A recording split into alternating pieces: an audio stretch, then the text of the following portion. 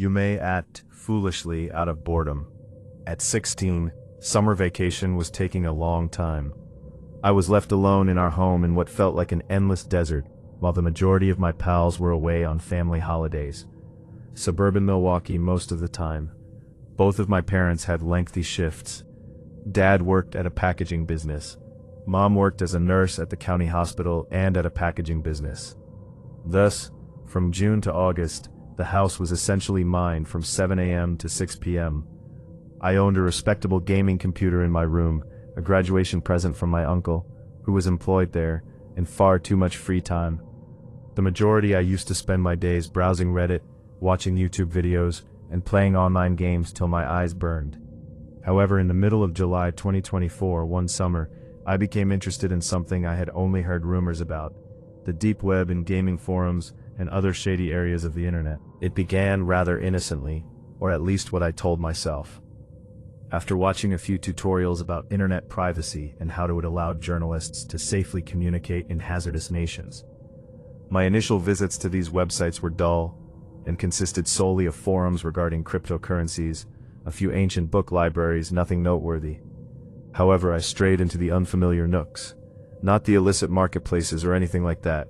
I was interested, not suicidal, but forums where individuals talked about hacking, purportedly posted mysterious threads regarding corporate monitoring, and leaking papers. I was particularly interested in one forum. The Null Archive was its name, and it advertised itself as a group of people who support digital privacy. The user interface was unattractive, completely dark backdrops and green writing reminiscent of an old hacking film. I made an account using a fictitious email address and a username that, at the time, I found amusing. The shadow bite was 16. I read posts while lurking for a few days, but I never posted anything. I reasoned that as long as I didn't communicate, I was secure. I couldn't have been more mistaken. 3 weeks into my little adventure, I received a private message during the exploration period. The symbol for notifications changed. I was reading a topic regarding VPN vulnerabilities when I noticed something red, and my initial reaction was that it had to be some spam or an automated greeting. It was sent by the username admin07. Additionally, the message itself was brief and almost informal in tone. "You should be more careful, Shadowbite. Your OPSIAC is terrible," was all it said. "Check your downloads folder." I recall focusing on those words for a whole minute, attempting to persuade myself that it was a practical joke. The forum subjected new members to some sort of hazing ritual. However, I had a gut feeling that I should really check. I opened my downloads after minimizing them, and there it was, a text document with the same date that I had never seen before. A day called helloshadow.ex. Nothing had been downloaded by me. I hadn't clicked on any of the links. The file arrived on my PC as if it had always been there. I wish I could say that I was astute enough to turn off everything at that moment, unplug my computer, and go on. However, curiosity is a potent substance, particularly when you are 16 and believe you are unbeatable. I opened the text document. There was a list within, and as soon as I began reading it, my entire body got chilly in a way I had never felt before. It was my last month's browser history, not only from Chrome as well as the Tor. All of the locations I had visited were arranged in a clear chronological sequence. Below that, there was a list of the images I have stored on my computer, together with the file names of the images I took with my phone and moved over. Next, I received my forthcoming semester's school schedule, which was taken from an email I had received from Roosevelt High 2 weeks prior. Additionally, in plain English at the bottom, it was my home address, nothing really noteworthy. The real address of my house, the house where I was sitting by myself, at that precise moment, reading texts that had somehow been placed on my computer. My laptop was on fire when I slammed it shut. My heart was pounding so, it was beating in my ears so quickly, and I sat in my dark bedroom for a long time, gazing at the closed computer as if it were going to open by itself. Now the home felt different, larger and more empty than 5 minutes ago. Every murmur of the air, every creak of the floorboards, I jumped, because of conditioning. That address at the bottom of the file kept coming to mind. How carelessly it had been added there, much like a letter's signature. Whoever this administrator is, There were 7 people that were aware of my residence. They might be anyone, anywhere on the planet, but they were aware of the precise street where I spent each night. I considered giving my folks a call, but what would I even say?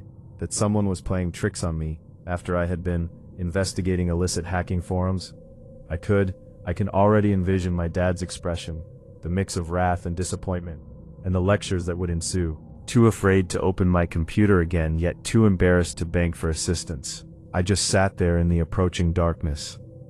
I sat motionless in my room for about an hour before mustering the courage to open the laptop once more. There was sent roughly 20 minutes after the initial mail, and it was still sitting in my null archive inbox. It said, "Relax. I'm not the person you should be concerned about. I am the one cautioning you. On this thread, someone has been conducting a data harvesting process spanning several months. They target new accounts, particularly ones like yours with lax protection. Your device was compromised the moment you made your account. The complete suite, including remote access and keylogging. I work in administration. I've witnessed what happens to those who disregard this here. Wipe your hard drive, delete your account, and offer up a prayer. Your information hasn't previously been sold by them. This isn't a joke. This was accompanied by a second file message, and I downloaded it despite my gut telling me not to. It was a screen grab of a dialogue in a language that appeared to be Russian, on another chat platform I was unfamiliar with. However, in the my username Shadowbite was highlighted in yellow in the middle of the conversation. 16, then a monetary sum of $200. Someone was offering to sell me access to $200 for my life, my files, and my computer. Panic filled the next few hours, and desperate Google searches. I looked up how to determine whether someone has a keylogger on their computer, and what to do if they have. Remote access to your computer, and the consequences of selling your personal data online. The responses I discovered only made things get worse. All of my passwords could be recorded by keyloggers. My own email, social networking, and the Amazon account where I used a prepaid card to purchase video games. The term remote access. My webcam might be turned on by someone without the light turning on, may observe me sitting in my room without ever being aware. Additionally, once your data was sold, it could not be retrieved. It might be handed around like trade cards, copied, duplicated, and sold 100 times among those who exploited strangers for a living. I considered all I had stored on my computer. Screenshots of discussions, family vacation pics, and images from my younger sister's birthday celebration last year with companions. Nothing unlawful, nor even particularly embarrassing. However, everything I felt violated and exposed all of a sudden, as if someone had gone through my dresser drawers and touched all of my possessions. I trembled as I unplugged my webcam. Fingers, and just to be safe, covered my laptop's built-in camera with electrical tape. Approximately 9 that. My phone buzzed that night with a text from an unknown number.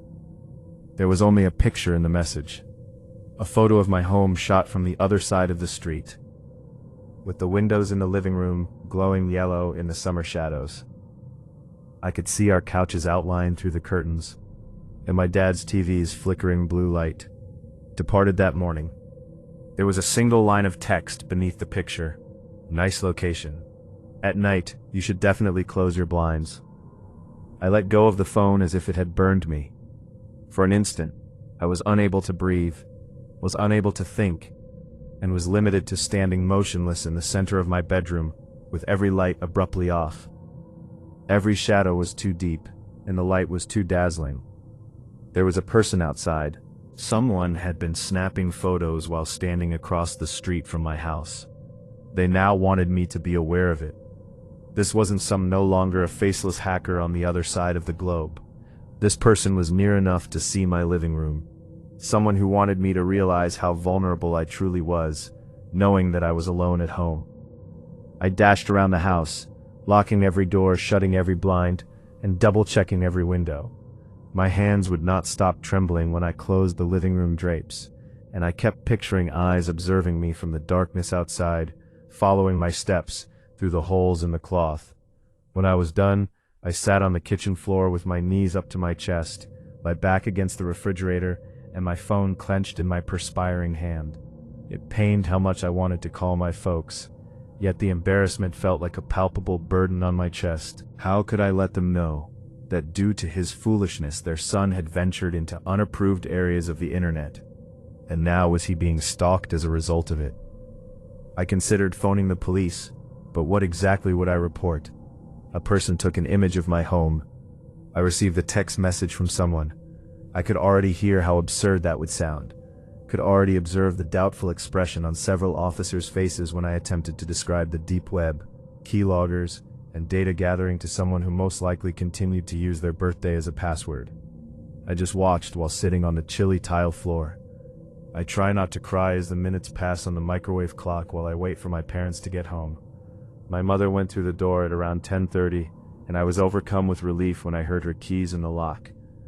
That I nearly lost it in the kitchen. However, I composed myself and informed her that I was only running late. Then, even though my throat felt like it was full with sand, I attempted to sound natural. She examined, she was exhausted from her shift, and didn't appear to notice any issues. I headed upstairs after giving myself a little kiss on the top of my head. Take a shower. When Dad returned home an hour or so later, I had already withdrawn to my room and was laying in bed with the lights out, jumping at every sound and gazing at the ceiling. My phone would flash with another message from that unidentified number each time I started to nod off. Sometimes it's only a single emoji, like a hand waving or a happy face. Occasionally a few phrases like, "Big day tomorrow, still awake?" or "Try to get some rest." They were aware that I wasn't resting. They were taking pleasure in the fact that I was lying there in the dark, scared. When the sun began to appear, I had received 17 messages, each of which felt like a finger prickling an open wound, reminding me that I had nowhere to hide. The following morning, I created a choice. I was too terrified and too tired to continue doing this on my own. Moreover, one thing was extremely evident from the messages. On their own, whomever was doing this was not going to stop. I waited till my father was seated at the kitchen table, sipping his coffee. I sat down across from my mom, who had already left for an early shift, from him and revealed everything to him. I began with boredom, the Tor browser, and the forum with the unsightly green text, and I saw his expression go from perplexity to worry to something that seemed a lot similar to fear. When I showed him the pictures of our house, the texts, and the PDF with our address, he turned pale in a manner I had never witnessed before. He didn't scream at me or lecture me about being careless or foolish. He simply sat there for a long time, his fists clenched over his coffee cup, as if he were trying to maintain their stability. Then he grabbed his phone and dialed 911. 2 hours later, officers arrived at our house, and I had to reiterate everything. I had to see their exchange looks when I bring up the deep web. I had to sit there, feeling insignificant and stupid, while they made notes and inquired questions that I was unsure of how to respond to. The ensuing investigation took nearly 3 months to complete. As it turned out, the harasser was not a mysterious foreign hacker. It was a Brendan Lowe, a 19-year-old college dropout from Racine, residing roughly 40 minutes away. He had been operating a small-scale data collection program on the Null archive for more than a year, with a focus on teenagers in particular, because they were easy pickings with inadequate security practices and parents who could be willing to pay to resolve issues. He paid a local gig app user $20 to take the picture of my residence. Just a random individual who thought they were running an innocuous errand. In reality, Brendan had never left my house. He lacked courage sufficient for that. However, he had created a whole system to make his victims feel completely watched and pursued by themselves. On his computer, the authorities discovered files belonging to dozens of children just like me, folders packed with private data that he had either sold or utilized for extortion. They told me I was fortunate I come forward before he could use my info to cause any serious harm. Other children had not had the same luck. A few had gave him money so they could be left alone. Others had their pictures uploaded on websites dedicated to retaliation. Some had their identities that were taken in ways that required years to figure out. After being detained, Brendan entered a guilty plea to several charges of identity theft, cyberstalking, and computer fraud. he was sentenced to 6 years in federal prison, which seemed both excessive and insufficient. Nearly a year and a half has passed. I still think about it more frequently than I would like to admit, and it has been half a year since all of this occurred.